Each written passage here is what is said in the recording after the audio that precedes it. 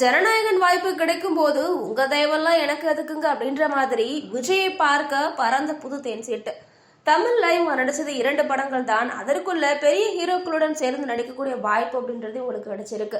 அதனால சின்ன சின்ன படங்கள்ல கமிட்டாக இருந்தாலுமே ஜனநாயகனுக்காக ஓடோடி வந்திருக்காங்க அப்படின்னு தான் சொல்லணும்.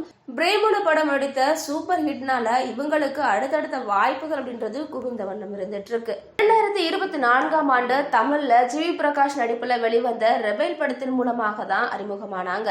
பிரேமம் படத்திற்கு அப்புறமாக இவங்களுக்கு நிறைய வாய்ப்புகள் வந்தாலுமே சின்ன சின்ன படங்கள்ல கமிட்டாக யோசிக்கிறாங்க. இப்பொழுது ஜனநாயகன் படம் என்றதுமே ஆகாஷ் பாஸ்கரனை கலட்டி விட்டுட்டாங்களோ அப்படின்ற ஒரு எண்ணம் தான் எல்லாருக்கும் இருக்கு. விஜயோட கடைசி படமான ஜனநாயகன் படத்துல இவங்களுக்கு தங்கச்சி ரோல்ல நடிக்கக்கூடிய வாய்ப்பு அப்படின்றது கிடைச்சிருக்கு. மலையாளத்துல அறிமுகமான இவங்க இப்பொழுது தமிழிலும் தன்னுடைய கொடியை பறக்க வைக்க திட்டம் போட்டுட்டு இருக்காங்க அப்படின்னு தான் சொல்லணும். நயன்தாரா, சிம்ரன், ஜோதிகா வரிசையில சினிமாவில் இவங்க ஒரு ரவுண்டு வருவாங்க அப்படின்னு எதிர்பார்க்கப்படுகிறது.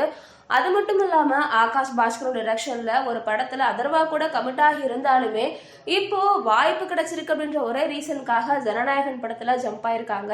சோ இவங்க செய்த இந்த ஒரு செயலை பற்றி நீங்க என்ன நினைக்கிறீங்க அப்படின்றத மறக்காம கமெண்ட்ஸ்ல சொல்லுங்க.